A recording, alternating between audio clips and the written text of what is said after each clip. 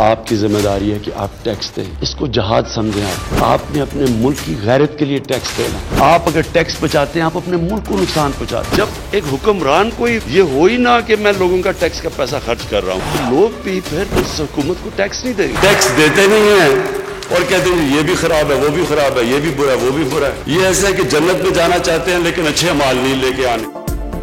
Tax मांगते ही नहीं, देते भी हैं। वजीर आजम की आमदन में तेज तरीन इजाफा। 2018 में 3 लाख टैक्स दिया था, 2019 में कई गुना बढ़कर 98 लाख तक पहुंच गया। बाप की आमदन में तनज़्ज़ुली हुई तो बेटे की तरक्की हुई। जरदारी ने 14 करोड़ कमाकर 22 लाख टैक्स दिया। बिलावल ने 20 लाख पर 5 लाख भरे। शहबाज शरीफ ने 3 करोड़ कमाए, 82 लाख हुकूमत को दिए। शाहिद खाकान की परवाज को बड़ा झटका, 24 करोड़ की बुलंदी से 48 लाख पर आ गए। उस्मान बुज़दार भी टैक्स पेयर बन गए, पहली बार 2000 रुपए टैक्स अदा किया। 15 अरकान असेंबली गरीब निकले, कोई टैक्स अदा नहीं किया।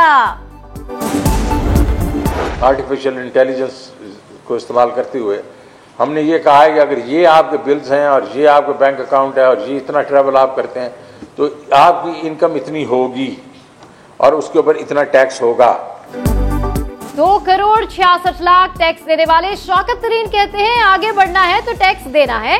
मुल्क में सिर्फ 20 लाख लोग टैक्स देते हैं। टैक्स रेट बढ़ाएंगे, नोटिस देने का सिलसिला शुरू करेंगे।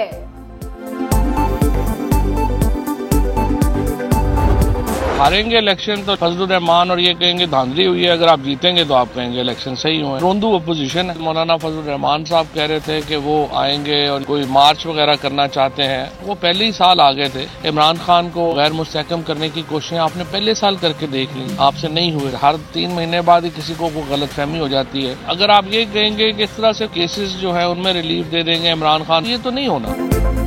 मीठा मीठा हप हप, कड़वा कड़वा थू थू। जीते तो इलेक्शन शफाफ, हारे तो धांधली। फवाद चौधरी ने मुखालिफिन को रोंदू ऑपोजिशन करार दे दिया। खैबर पख्तूनख्वा में मौलाना की फतेह को बदकिस्मती कह दिया। एहतसाब नहीं रुकेगा, ये भी साफ साफ बता दिया। अपोजिशन वालों, 23 मार्च को मार्च का ऐलान करने वालों, होश में आओ, हाथ से वक्त रेत की तरह निकल रहा है। वजीर दाखिला ने पीडीएम को खबरदार किया, कानून हाथ में ना लेने का मशवरा भी दिया। वजीर दाखिला ने वजीर आला पंजाब से मुलाकात की, अपने गिरेबान में झांको। बुज़दार ने भी मुखालिफिन को साफ कह दिया।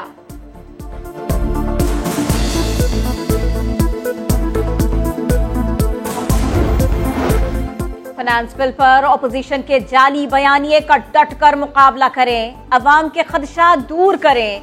हेल्थ कार्ड, घर के लिए कर्जे और फलाही मंसूबों का प्रचार करें। वजीर आजम ने हुकूमती तर्जुमानों को हिदायत कर दी, कहा ज़रई पैदावार और बरामदात बुलंद तरीन सतह पर पहुंच गई। ज़र मुबादला के ज़खायर 25 अरब डॉलर्स हो गए, मगर इस पर कोई बात ही नहीं हो रही।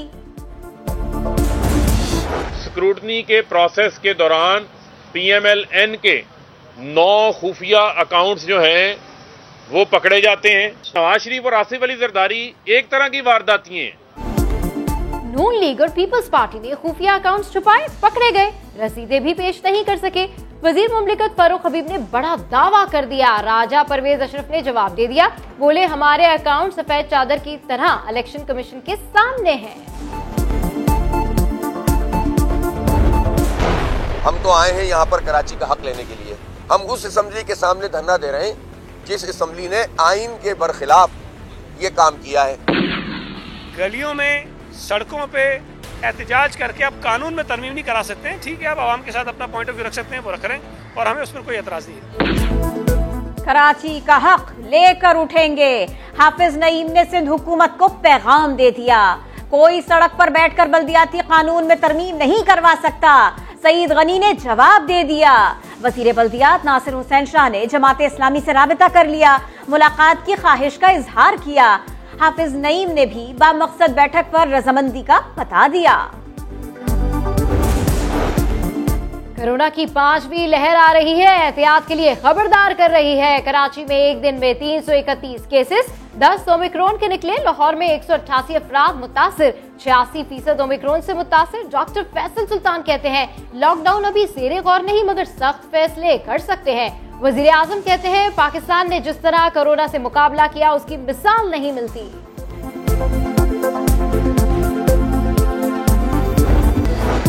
खानदान ने सुलह की तो रियासत लड़ेगी। नाजिम जोखियो कत्ल केस में हुकूमत ने बड़ा फैसला कर लिया। वफाकी वजीर शीरी मजारी कहती है वफाकी हुकूमत ने सिंध पुलिस को नाजिम के खानदान की हिफाजत के लिए हिदायत कर दी।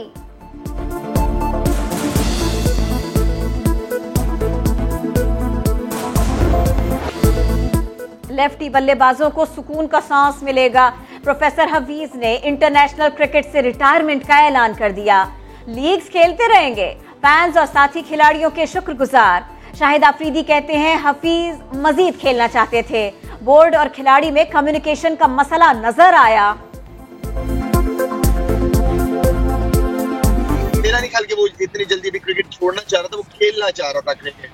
लेकिन मुझे फीलिंग आ रही है कि कहीं वही जो बात मैं हमेशा से कहते आया हूँ कि क्रिकेट बोर्ड एंड प्लेयर्स का जो कम्युनिकेशन का अल्फाज मैं हमेशा इस्तेमाल करता रहता हूँ, वो मैं समझता हूँ कि मुझे हफीज के केस में भी नजर आया है।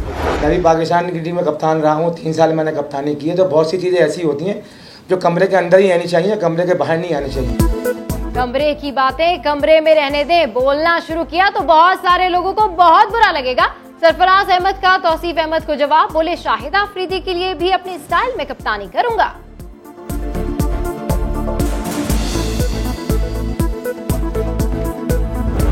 सारी परेशानी जो मैंने देखी है बोलने से लेके अब तक, इसका कोई बड़ा मकसद है सोसाइटी को, ख़वातीन को, सर्वाइवर्स को, बच्चों को किसी किस्म का तोहफा दे के ही जाऊंगी। ख़वातीन के हक के लिए लड़ रही हूँ। मीशा ने अली जफर को माली नुकसान और मसालिहत की खबरों को मुस्तरद कर दिया। हतक इज्जत दावा केस में अली जफर के वकील ने मीशा के बयान पर 5 घंटे जिरह की।